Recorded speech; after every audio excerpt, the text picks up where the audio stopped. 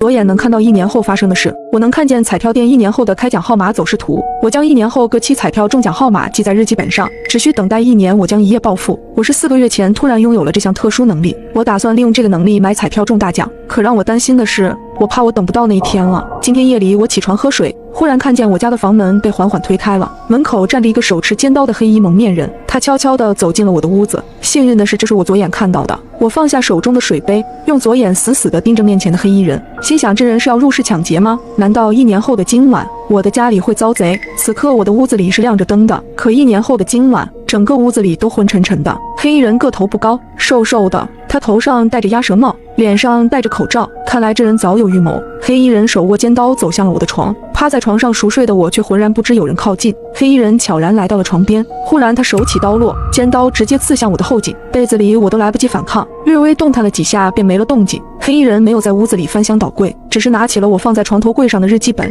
然后悄然离去。什么情况？1年后的今晚，我会在睡梦中被人一刀嘎了吗？而对方的目的正是那个记载了彩票中奖号码的日记本。我赶紧跟了出去，想要搞清楚害我的人是谁。黑衣人出了屋子，他绕过几栋楼房，然后穿过一条狭窄的巷子来到了后街。他来到了一座宾馆前面，然后径直走了进去。这是一家很普通的宾馆，黑衣人并没有在前台开房，他有意压低了帽檐，然后直奔楼上。黑衣人来到2楼和3楼之间的转角平台，他取下了头上的帽子，脱掉了身上的黑色大衣。她竟然是个女人，里面穿着裙装。他打开了他的包，一双高跟鞋被拿出换到了脚上。他取下了口罩，一张精致的脸尽显无疑。先前的黑衣人一下子变成了一个身穿裙装、脚踩高跟鞋的长发美女。1年后的今晚，我居然是被一个女人一刀捅死的。可这个女人我压根儿就不认识，她到底要干嘛？接着女人走上了3楼，然后敲响了304号房门，门很快就被打开了。开门的是一个中年男人，男人笑盈盈地看着门口的女人，然后一把将女人拉进了房间里，房门也随之被关上。什么情况？这个女人在刚刚杀掉我之后，居然还有闲心跑到宾馆里来跟另一个男人幽会。我越发对这个女人感到好奇，我得进入房间里去看看。我赶紧找前台开了一间房，我点名开了304号房。幸运的是，今晚的304号房并没有客人入住。我拿门卡打开了304号房门，走了进去。进入房间之后，男人正在卫生间里洗澡。我看到床头柜上摆了2个倒有红酒的酒杯，女人正将1瓶安眠药倒入了其中的一个酒杯里。5分钟后，男人从卫生间里走了出来，女人端着2只酒杯笑盈盈地走向了男人，她将放有安眠药的酒杯递给了男人。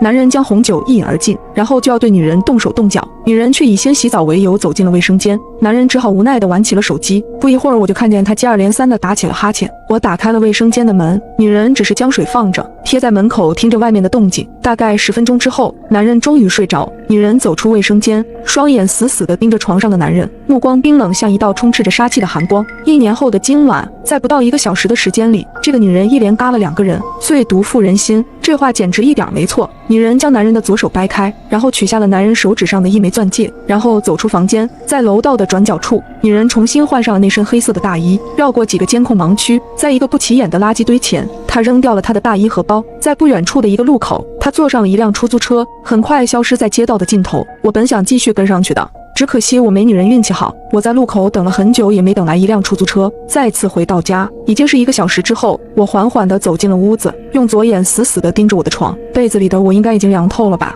我是单身，身边没什么朋友，如果不出意外，我的尸体可能要好些天才会被人发现。可是1年后，我真的会这么不明不白地死掉吗？那个女人到底是谁？无论如何，我都要想办法做些什么，不能坐以待毙。这间屋子我肯定是不会再住下去了。天亮之后，我搬出了这间屋子，房租还有2个月到期，我打算先不退房，以便我随时回来查看1年后的情况。新的住处是我通过房产中介找到的，屋内家电齐全，属于拎包入住的那种。进了屋刚坐下，我就开始思考一个问题，既然我已经搬离了之前的住处，那么1年之后我又怎么可能还会死在原来的屋子里？难道1年后死在那间房子里的人不是我？我记得那人是趴着睡在床上的，昨夜我的左眼根本就没有看到那人的脸，如今我都已经离开了那里，那么1年后死在那里的人就一定不是我，唯一的可能就是下一任租客。可是我明明看到凶手拿走了床头柜上的日记本，我可以肯定那就是我的日记本，可此刻我的日记本就在我的身上。既然我人都已经离开了原来的住处，我的日记本又怎么会在1年之后出现在那间屋子里？就在我百思不得其解的时候，我忽然接到了我一哥们儿张三的电话。听说你不住原来那地儿了？是的，我已经搬出去了。可我记得房租还没到期吧？就这么走了不是浪费吗？那屋子我住不惯，反正也就多交了2个月房租，浪费就浪费吧。既然这样，那还不如便宜了我正愁没地儿住呢，我明早就搬过去，也好省2个月房租。那屋子邪乎得很，你搬过去要出事的。我可不信这些，只要能让我省钱就行。张三问了我的新住址，就挂断了电话。我开始思考一个问题：难道我那屋子的下一任租客是张三？那么昨夜我左眼看到的被杀者会不会就是他？可我那日记本又是怎么回事？难道将来的某一天，张三会拿走我的日记本？就在我陷入沉思的时候，忽然我就愣住了。我看到屋子的房门被缓缓地推开了，一个女人从门外走了进来，这是我左眼看到的。进屋的女人居然就是昨夜我看到的凶手。这个女人为什么会在1年后住在这里？那么我又搬去了哪里？我越想头越大。女人进屋后径直地坐在沙发上，我在一旁用左眼静静地看着女人。女人从抽屉里拿出了一个小本子，我一眼就认了出来，那是我的日记本。女人将日记本翻开，认真看着上面记载的密密麻麻的彩票号码，嘴角不经意间露出一抹浅笑。女人看了一眼手表上的时间，她忽然拿出手机，给一个备注为神经病的人发了一条短信：昨晚已经解决了2个，日记本已拿到手，明天我就去买彩票。很快对方就回复了一条信息，信息的内容是一个笑脸的表情包，外加一句话：晚安招财猫。我看了心里一阵发毛，难道我辛辛苦苦记下的彩票号码还真是给别人做了嫁衣？这女人到底是干嘛的？女人收起日记本，然后进厨房给自己熬了一碗小米粥。喝完了粥，女人走进了卫生间，她在洗澡。我本来也打算跟进去，可就在这时，门外忽然传来一阵敲门声。我走到门前，透过猫眼看了一下，是张三。打开门，我就闻到张三一身的酒气。张三铁了心要住我原来那屋子，他是专程来找我拿钥匙的。我本来有打算再劝他另找住处的，但他执意不肯。我又不想把我左眼见到的事告诉他，就只能随他去了。或许这就是命运的安排吧。我把钥匙给了张三，自己还悄悄留了一把备用，送走了张三。跟我同居的女人已经洗漱完毕，从卫生间里出来了。看来我是错过了一出好戏。女人躺到床上玩起了手机，我也躺到了床上，就躺在她的身旁。我没有玩手机，我在看她的手机。我试图从她的手机上查到一些线索，如果她真是个杀手，她总该和上家保持联系。然而她在追剧。10分钟后，她关掉了手机，然后睡去。这夜女人睡得很沉，而我却辗转难眠。第二天一大早，女人就出了门，我猜她要去买彩票了。我在一个工地做临时瓦工，今早我跟工地请了几天假，比起每天起早贪黑的上班，追查1年后我为何会弄丢日记本，那可有意义多了。1年后我能不能发财，就靠这日记本了。女人前脚刚出门，我后脚就跟了出去。女人在路口叫了一辆出租车，我怕跟丢，赶紧在路口拦了一辆。师傅跟上前面那辆出租车。出租车师傅一脸懵逼地问我哪辆？我这才意识到自己说错了话，然后就让师傅一直往前开，我让停就停。果然女人在一个彩票店附近下了车，然后直接进了彩票店。女人早已从我的日记本上记熟了下一期的中奖号码，她直接让店员按她说的号买了一注。随后女人穿过了几条巷子，她走进了一个比较破烂的小区，菊园小区。她在一棵大树下的石凳上坐下，然后盯着不远处的一条巷子，久久不曾动过一下。我也在她身旁坐下看，我猜她应该是在等人，难道她是在等下一个作案目标吗？女人在大树下坐了1天，我也在这儿守着女人坐了1天。女人似乎并没有等到她要等的人，直到晚上9点多，女人回到了住处，几乎是跟昨晚同一个时间。女人再次用手机给那个叫神经病的人发了一条短信：今晚我没等到目标，明天我再去。很快对方回复了信息，依旧是一个笑脸的表情包，外加同样一句话：晚安招财猫。10分钟后，她关掉了手机，然后睡去。这夜女人依旧睡得很沉，而我依旧辗转难眠。第二天一大早，女人再次来到了菊园小区，然后在大树下一坐又是1天。第3天、第4天，连着好几天都是如此。不过让我感到奇怪的是，女人每天都有买彩票，可我却没看到她兑过1次奖。女人继续每天都去菊园小区。今天因为工地赶工期缺人，我硬被包工头叫去加班，所以就没能跟去菊园小区。一直到晚上10点下班回家，我发现女人还没有回来，于是就打算去菊园小区看看。到了菊园小区之后，我果然看见女人在那棵大树下的石凳上坐着，她的目光依旧盯着不远处的那条深巷。当我来到巷口时，突然我好像听到巷子深处传来一声女人的呼救声。我仔细听了一下，声音很沉闷，好像是一个女人被人捂住口鼻后发出来的。我朝巷子里望去，依稀看到角落里有几个人影，这是我右眼看到的，是当下的现实。沉闷的呼救声依旧断断续续传来，随之一起的还有从几个男人嘴里传来的污秽言语。我意识到巷子里正在发生着什么，于是赶紧报了警。警察说大约5分钟能赶到。巷子里女人的声音越来越弱，我怕等不到警察来就要出事情，于是我鼓足勇气冲进了巷子里。我冲里面的人说我报了警。很快从巷子里冲出来几个人影，他们都戴着鸭舌帽，脸上也都戴了口罩。我看到总共有3个人，他们手里都拿着铁棍，有2个直接抡着铁棍就朝我砸来。我身上挨了5、6下，头上也挨了2下，好在碍于警察马上就到，3个人扔下棍子就跑了。我倒在地上喘着气，看了看巷子里，再扭头看了看不远处的大树下。巷子深处躺着一个女人，大树下坐着一个女人。巷子里的女人是我右眼看到的，大树下的女人是我左眼看到的。她们2个长得好像，我感觉头昏脑胀。最后晕了过去。再次醒来已经是第2天了，医生告诉我并无大碍，只是有点轻微的脑震荡。我的病床旁还守着2名警察，他们告诉我，昨晚一个乡下来的打工妹在下班途中被3个小混混掳走，并带到了菊园小区里的那条巷子里，女人被他们用药物迷倒，并对女人实施了侵犯。若不是我报警，女人可能因吸入大量迷药致死。而那3个人明显是有预谋的作案，他们选在监控盲区，并戴了口罩和帽子，到现在还没有抓到。不过我却在思考另一个问题，我左眼看到的那个1年后的女人，为什么每天都会去菊园小区的巷口坐着？那个地方正好是昨晚的案发现场，这2件事之间会不会有某种关联？1年后的那个女人已经一连杀了2个人，从她给那个叫神经病的人发的短信内容来看，她至少还要再杀1个人，刚好也是3个人。她杀人会不会是出于报仇的目的？我向警方询问能不能见一见昨晚那个被侵犯的女人，结果被警察拒绝了。警方给出的理由是，受害者受了很大的刺激，现在是一种很封闭的状态，抗拒跟任何人见面。下午我出院了，途中我又路过我原来的住处，我左眼看到楼下拉起了警戒线，有不少警察从楼房里进进出出，看来是1年后死在屋子里的我终于被警察发现了。我赶紧走进楼房，想要用左眼确认一下1年后死在屋子里的究竟是不是我，可此刻现实世界里门是关着的。我赶紧敲了敲门，开门的是浑身酒气的张三，看到我突然到访，他似乎表现得有些惊愕。很快我就发现屋子里除了张三还有另外2个人，更让我惊讶的是，其中一个中年人我还见过，准确的说是我左眼见过，居然就是1年后死在宾馆304号房里的那个男人。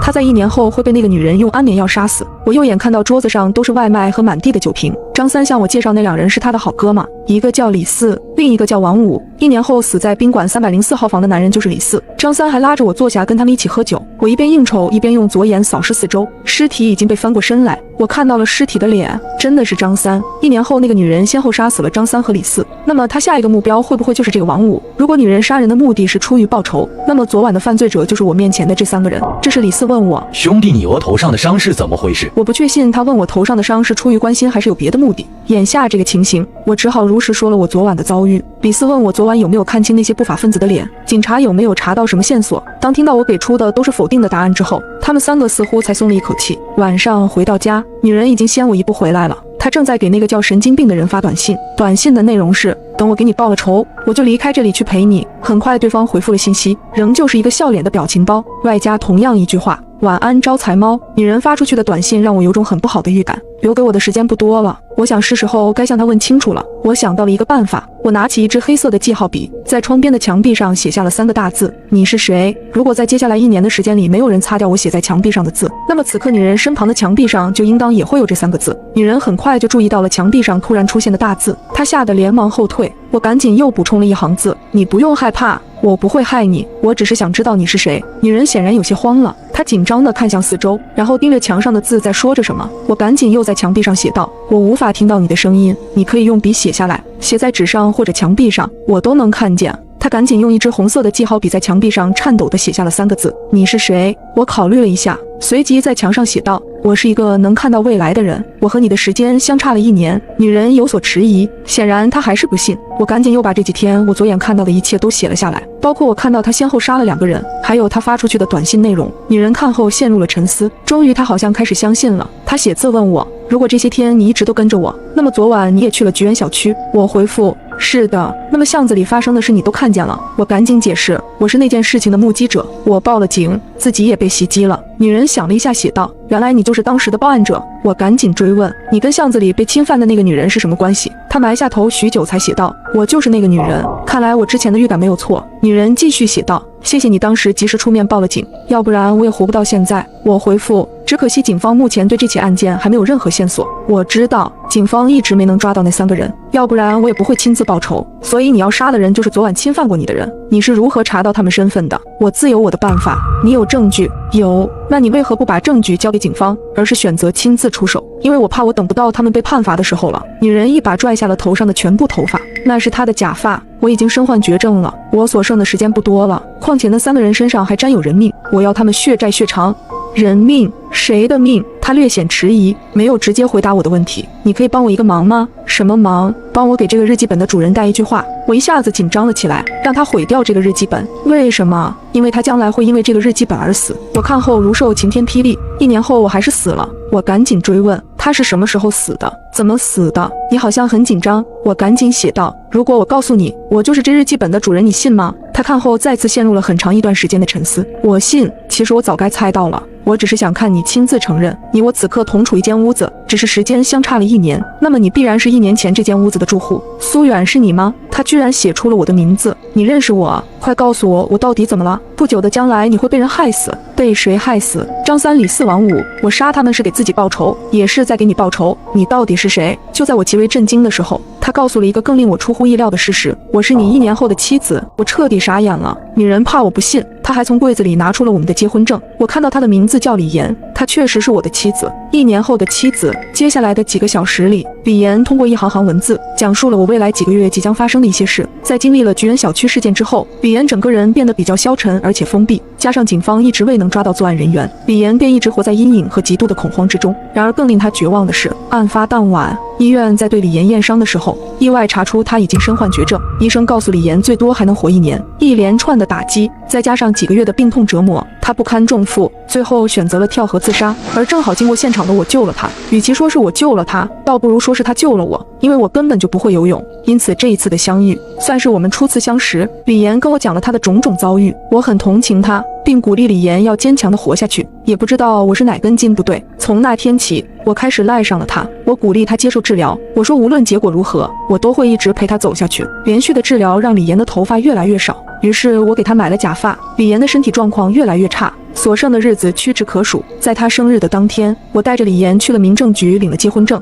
没有办席，没有请客。李岩搬来跟我住到了一起，他每天都吃不下饭，我每天都会给他煲粥。他时常问我为什么会选择和一个将死之人在一起，我的回答永远是那句话：遇见你也许是我命中注定的吧。李岩经常骂我是神经病，我却笑话他是招财猫，因为救他的当天，我买的彩票中了头奖。李岩本以为他会在我的守护下幸福的死去，没想到我却死在了他的前面。我有一个能预知彩票中奖号码的日记本，同时也让我招来了杀身之祸。不久前的一个夜晚，我因外出买药，遭到了几个匪徒的袭击，他们抢走了我身上的所有东西，包括结婚戒指、日记本，还有我的命。我被害的地点位于监控盲区，警方到目前为止还没能抓到杀死我的凶手。通过我身上的致命伤痕和现场痕迹判断，警方断定凶手是3个人，而且极有可能是熟人作案。我的日记本则成了唯一的线索。李岩开始留意近期彩票中头奖的得主，很快便锁定了张三、李四和王五，他要用他自己的方式给他们判刑。张三嗜酒，李四好色。在他们的一次聚会之后，李岩带着我的备用钥匙来到了张三的住处，他一刀捅进了张三的喉咙，然后又装扮成夜总会的小姐，去了李四开房的宾馆，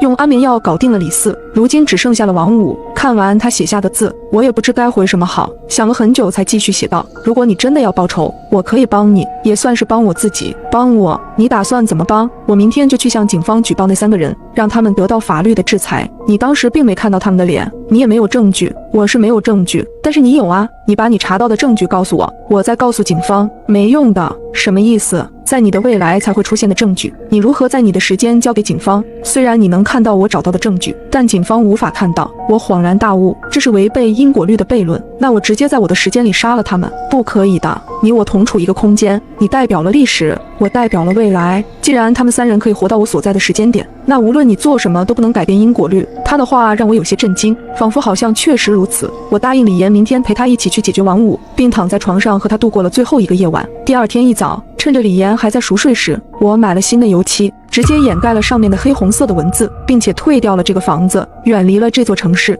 因为只有这样，我才能避免悲剧重演，更有机会保住自己的性命。我是个盲女，无意间恢复视力后，发现我的老公竟是2个背部相连的连体男人。早上听新闻的时候，电视里正报道着一个女大学生失踪案，我听得正入神，忽然太阳穴刺痛了一下，我不禁闭上眼睛，再睁开时，漆黑的世界突然有了白光进来。难道我的视力恢复了？我一激动，不小心打碎了桌上的杯子。林冉刚好在身后拖地，他立即关切地走上前问：怎么了？我本想告诉他这个好消息，但在看见他的时候，我不由得僵住了身子，因为我隐约看见林冉的背后贴着一个人。看来我的视力并没有完全恢复，居然还会把一个人看成2个人。林冉问我：是因为怀孕所以感觉不舒服吗？我点头，有可能。想起孩子，我心头变得柔软，走上前想抱抱丈夫，却被他推开。小将，我还要拖地。结婚3年，林冉从来不让我拥抱她。我是一个盲人，但林冉手脚健全，却有着特殊习惯，比如不能拥抱、分房睡觉、爱穿雨衣。睡了一晚上后，我被噼里啪啦的雨声吵醒了。朦胧间，我竟然看见了洁白的床单、米色的柜子、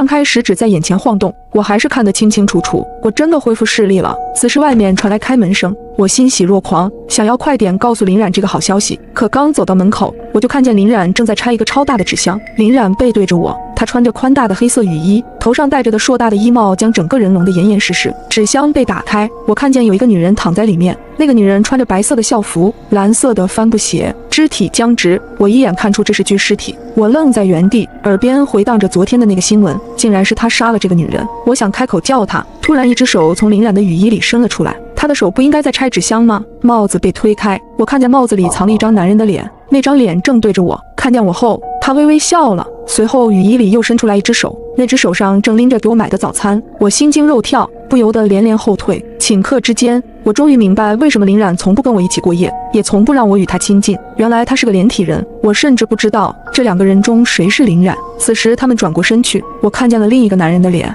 小将，你起来了。最熟悉不过的声音，我直觉他就是林冉，可我没有回应。他又问：怎么在发抖？我感觉到林冉明显警觉了起来。小将，你的眼睛能看见了吗？我连连摇头。他冲上前来，激动地问：你是不是能看见了？快说话！我害怕被看出破绽，假装痛苦地开口道：我肚子痛。肚子疼？我点点头，继续装成盲人看着前方。也就是这时，我看清了那个女尸的脸，她的脸上有一道细长的疤痕。我才想起来，我认识这个人。小将，你在流血。林冉的话拉回了我的思绪，我下意识低头，才看见自己的睡裙下有鲜血流了出来，心头一颤，我两眼一黑，陷入了昏迷。再次醒来时，我发现自己躺在家里的床上，林冉坐在我的床边。小将，你醒了。我强装镇定，用手在被子上摸索，假装寻找他。我睡了多久？林冉猛地向后退，应该是怕我摸到他身后的那个男人。你睡了好几天了。我没说话，想找机会报警。小将，孩子没了。你说什么？我惊得坐起了身子。林冉垂下脑袋，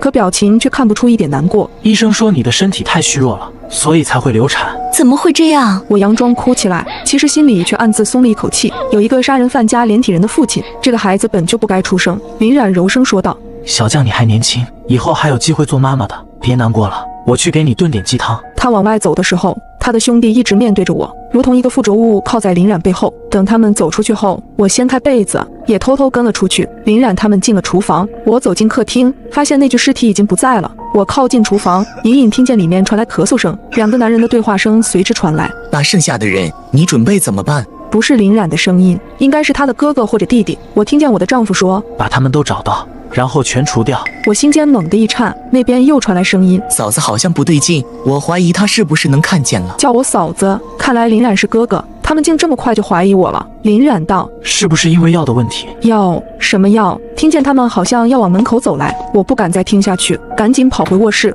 我的丈夫到底是个什么人？没过一会，林冉就端着鸡汤进来了。小将，喝点鸡汤吧。我看见他身后的弟弟也在歪着脖子朝我看来，我倒吸一口冷气，这鸡汤里十有八九有问题。我现在不想喝。喝了吧，你身体太虚弱了，喝了对身体好。我颤颤巍巍地伸出手，故意摆出矫情姿态。太烫了，你先喝吧。林冉把鸡汤拿到嘴边吹了吹，然后递到我面前。我喝了，不烫。他骗人，根本没喝。我再次推开他。我不喝，我想睡觉了。好吧，那你先休息。他又咳嗽起来，转过身准备离开时，他身后的弟弟顺带把床头的手机拿走了。这一切我只能仿若未见。等他们走后，我绝望地想着自己的处境。我很想报警。林冉杀的那个女人叫吴佳佳，她是我这辈子最恨的女人。要不是她，我也不会成一个瞎子。因为争夺考研的名额，她故意害我出了车祸。我失明后退学，她却顺利考上了研。林冉居然杀了她，到底为什么？他们还说要杀了剩下的人，那又是谁？思考这些问题让我头痛欲裂，没一会就昏睡了过去。过了很久，我听见有人凑在我耳边说话：小将。我迷迷糊糊地睁开眼，这么快就天黑了吗？此话一出，我毫无困意，马上就清醒了。这不是暴露我恢复视力了吗？小将，你……我在空气里嗅到了一丝危险的意味，立刻解释道：老公，我是迷糊了，差点忘了我是个瞎子。林冉叹息道：小将，天还亮着。什么？现在的天是亮着的，你好好告诉我，你之前是不是恢复视力了？我愣住了，我又失明了。我哑着嗓子苦笑：看不见，我一直都看不见。林冉咳嗽两声：要是有什么情况，一定要及时告诉我。我点点头，来喝点鸡汤。有勺子抵在唇边，我不再反抗，张嘴喝了下去。我不知道这鸡汤里是不是有毒，一想到往后还要跟他们两个连体人一起生活，我更是浑身发冷。我祈求林冉，我想跟我的好朋友圆圆一起散散心，可以吗？谢元。听见这名字，林冉好像不是很开心。我点头。我的手机呢？我想给他打个电话。我伸出手在床头假装摸索着，其实我知道手机被他们拿走了。还是我来帮你跟他发消息吧。你现在身体不好。我意识到林冉开始对我有所防备了，只能点头。好的。他揉着我的脑袋。那你休息吧，我帮你约谢元，看看能不能让他来家里陪陪你。听见卧室门的落锁声，我摸索下床，蹑手蹑脚地打开门。我扒在门缝边，听见客厅传来微弱的说话声。他之前肯定是恢复视力了。我听见林冉弟弟的声音传来，他又问：你说嫂子会不会报警？林冉没有说话，良久我才听见我的丈夫开口：不管怎么样，反正他现在又看不见了，只要我们把他看好就行了。我百思不得其解，想不明白自己为什么又会突然失明，也搞不清楚林冉何时对我下的药。我无力地瘫坐在地板上，只求他能说到做到，帮我约谢元上门。第二天，谢元竟然真的来了。你们好好聊天，我先出去买点菜。说完，林冉便出了房门。谢元坐在我的床头，关切地问我：小将，你还好吗？我摸到了好朋友的手，露出了久违的笑意。我凑在谢元面前低声道：圆圆，能不能帮我一个忙？什么？能不能帮我报警？我感觉林冉不对劲，他好像杀人了。谢元收起笑声：他怎么会杀人？你之前来不是总纳闷林冉在家为什么还要穿着超大的雨衣吗？其实是因为他是个连体人。前几天我突然恢复视力，不小心看见的，可现在我又被他下了药，什么也看不见了。我提醒圆圆，当务之急是赶紧报警。谢元却说：我已经报过警了，你放心。你报过警了？是的，我刚刚发短信报警的。我长舒一口气。警察多久才能到？谢元道：应该快了，我去看看。不知不觉间，我又合上了双眼。等我惊醒着睁开眼睛，才感到时间似乎已经过了很久。警察已经来了吗？圆圆，你还在吗？我打开卧室门，竟发现漆黑虚无的世界里有了光。我好像又恢复了视力。浴室里传来水声，我猜想林冉已经被警察带走，是谢元在用卫生间。正想往浴室走去，却觉得脚下好像不对劲。我低下头，映入眼帘的是一片模糊的红，是血。我惊得双腿一软，转过脸去，才发现冰箱前好像有什么东西。又上前几步，我终于绝望地看清，那个是好朋友谢元的尸体。小将。浴室里传来林冉的声音，恐惧如同烟花般在脑海里炸开。我机械地转身回头，隐约间看见浴室门口站着的男人，看样子刚刚是林冉在洗澡。别过来！我心跳如擂鼓，害怕他上前来。小将，你又能看见了，是我呀，你别怕。就因为是你我才要害怕，你为什么要杀圆圆？而且你身后还有个……嫂子，你在说我吗？林冉身后的人侧脸朝我看来。我叫林川，你之前就见过喽。你既然是这样的，为什么不告诉我？怎么能跟我结婚？我甚至还怀过你的孩子，你们两个是杀人犯。我提醒他们，警察马上就来了，你们一定会受到制裁的。不好意思啊，吓到你了。林冉温柔地说道。小将，警察不会来的。他朝我一步一步走来，我吓得不停后退。你跟谢元讲话时，我就在他身边，是我让他不要报警的。什么？我又惊又怒。你这个疯子，你到底要做什么？可林冉却温柔地说：放心，我绝对不会伤害你，再解决完最后一个就结束了。接着林冉把我抱到了屋里，不多时门铃响了。林冉、林川他们对视了一眼，随后走出了房门。他们又从外面给卧室加了一道锁。我翻下床，准备拉开窗向人求救，无意间瞥见了床头柜隔层里的某个东西。我拿起来在灯光下看了好久，才认出了那是一盒堕胎药。我突然想到，我没保住的那个孩子是林冉给我吃了堕胎药，可他为什么要给我吃堕胎药？正当我疑惑时，我听到客厅里传来了一个男人的惨叫。我不断地敲打着房门。林冉，请你不要再做傻事了。这时林冉开锁打开了房门，我隐约看见客厅里绑着一个熟悉的男人，他是圆圆的男友赵刚。我哭喊着质问林冉：这就是你所说的最后一个吗？你到底在干什么？为什么要毁掉我肚子里的孩子？说着我举起手中的药盒。林冉听完一脸难过，将一把刀抵在了赵刚的脖子上。你老实说，小将怀的孩子是谁的？赵刚颤颤巍巍：是我的，是我的，我承认，求你别杀我。什么？我一脸不解。林冉解释道：是赵刚看到我眼睛失明后，便动起了歪心思。他花钱买通了我的好友谢元，趁着林冉不在家，谢元把我灌醉，在我睡得一蹶不振时，又让赵刚偷偷爬上我的床。之后我便有了身孕。谢元还将我的照片分享给了吴佳佳，以此换取重额赏金，甚至他们还疯狂嘲讽我的老公是个连体人。林冉害怕我知道真相后承受不住，所以一直对我隐瞒，而他自己则走上了极端的道路。林冉说完，直接一刀结束了赵刚，并对我说：小将，你放心，明天我就去自首。此时我的心里五味杂全，流下了眼泪。林冉，对不起。林冉拖着疲倦的身体挤出一个笑容，他咳嗽2声。医生说你的眼睛恢复只是短暂的，还是需要更换眼角膜才能痊愈。走吧，你该休息睡觉了。在林冉的陪伴下度过了最后一个夜晚，可当我再次醒来时，已经过去了3天。我离奇地发现我躺在医院里，而我的眼睛也彻底恢复了视力。我四处寻找手机，想给林冉打电话。此时，一名警察来到我面前。你是小江对吧？是的，你的丈夫已经全部交代了自己的罪行，明天将执行死刑。但是他强烈要求在此之前将自己的眼角膜捐献给你，看来手术还是挺成功的。听到这，我心头一酸，连忙询问林冉现在在哪？就在中心大街的警察局，你还可以见他最后一面。我立刻翻身下床，朝着警察局跑去。